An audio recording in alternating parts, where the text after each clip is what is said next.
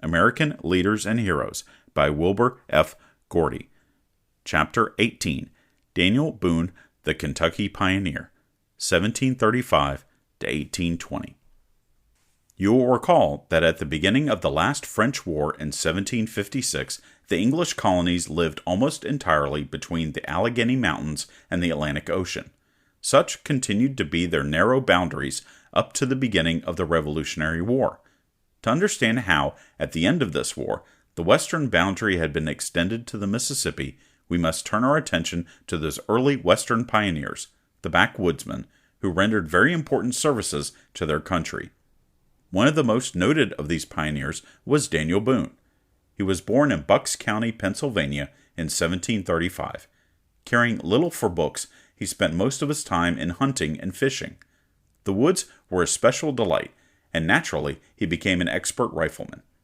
The story is told that, when a small boy, he wandered one day into the forest some distance from home and built himself a rough shelter of logs. There he would spend days at a time with only his rifle and game for company. The rifle served to bring down the game, and this he cooked over a fire of logs. A prince might have envied his dreamless slumber as he lay on a bed of leaves with the skin of a wild animal for covering. This free, wild life trained him for his future career as a fearless hunter and woodsman. When Daniel was about 13 years old, his father moved to North Carolina and settled on the Yadkin River, where Daniel grew to manhood. After his marriage at the age of 20, he built him a hut in the solitude of the wilderness, far removed from other settlers' homes. But Boone was restless. For years he looked with eager eyes towards the rugged mountains on the west and to the country beyond. Day by day, his desire to visit this wild unknown region increased, until he could no longer restrain it. By the time he was 25, he had begun his explorations and had pushed his way as far as Boone's Creek, which is a branch of the Watauga River in eastern Tennessee. Near this creek, there yet stands a beech tree with the inscription, D. Boone killed a bar on this tree in the year 1760. 9 years after this date, Daniel Boone, in company with 5 other men, started out on May 1st to cross the Allegheny Mountains. For 5 weeks, the bold travelers picked their way through the pathless woods. But when in June they reached Kentucky, they were rewarded for all the hardships they had endured.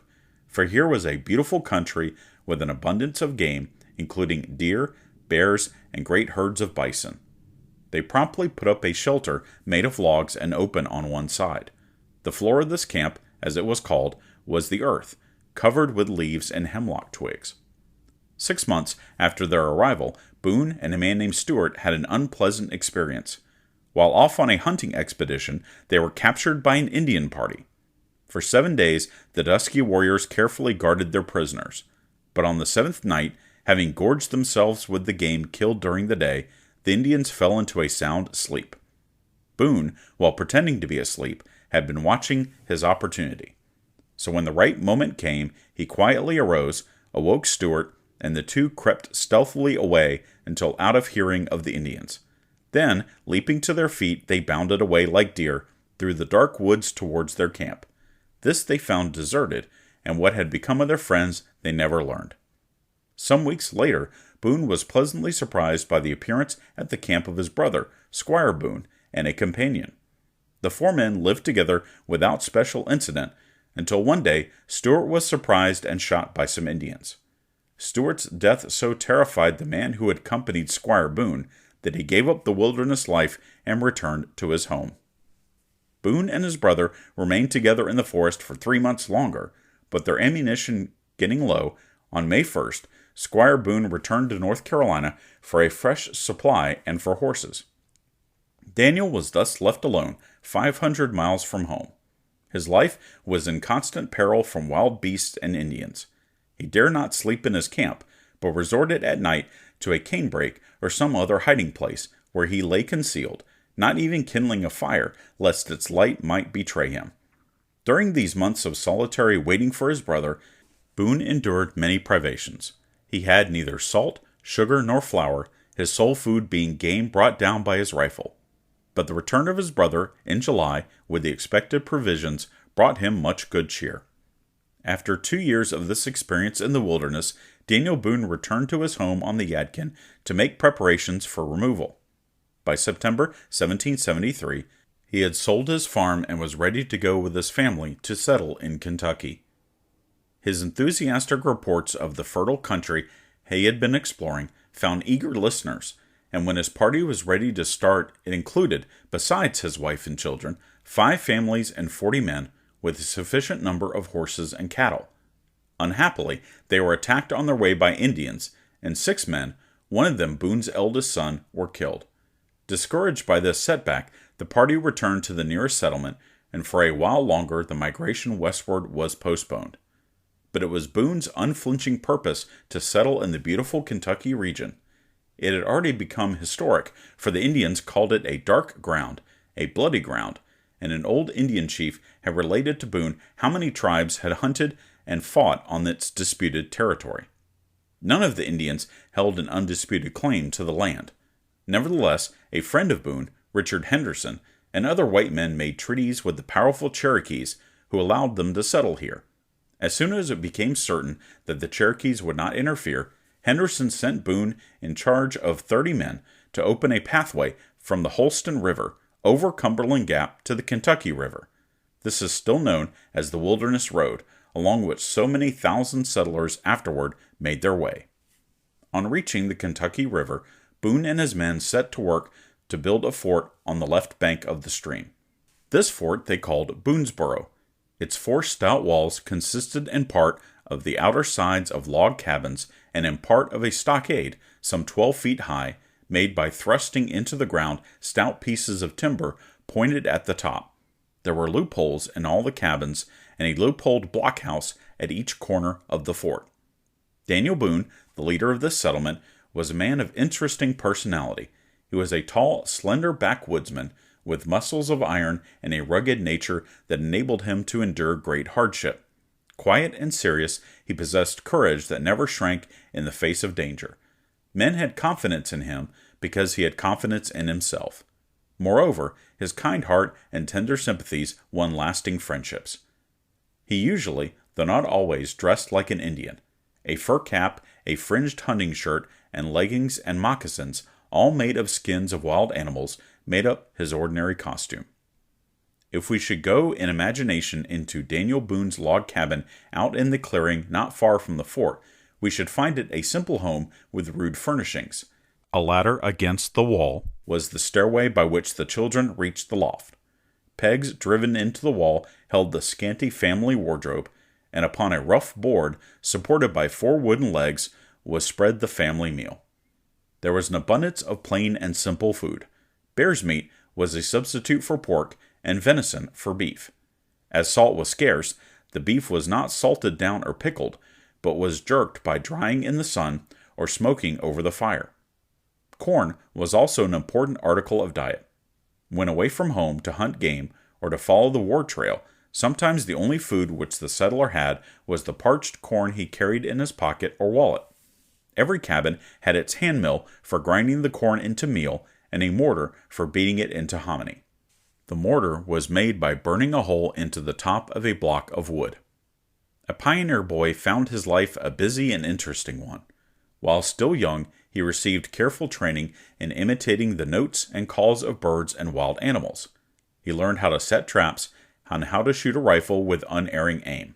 At 12 years of age, he became a fort soldier, with porthole assigned to him for use in case of an Indian attack.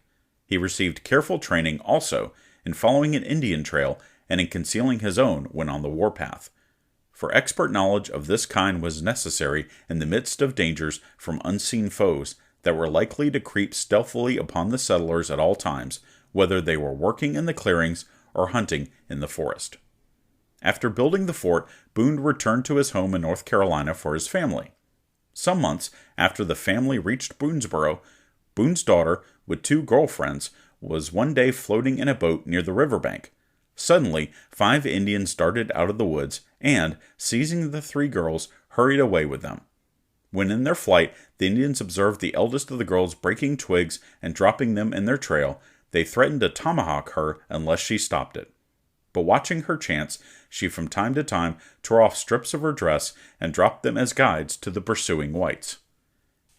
As soon as possible after hearing of the capture, Boone, with 7 other men from the fort, started upon the trail of the Indians and kept up the pursuit until, early on the second morning, they discovered the Indians sitting around a fire cooking breakfast.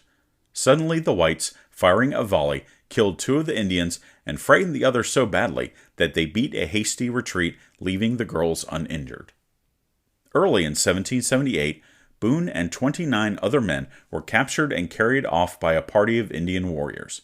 At that time, the Indians in that part of the country were fighting on the English side in the Revolution, and as they received a ransom for any Americans they might hand over to the English, they took Boone and the other men of his party to Detroit. Although the English offered $500 for Boone's ransom, the Indians refused to let him go. They admired him so much that they took him to their home, and with due ceremony adopted him into their tribe.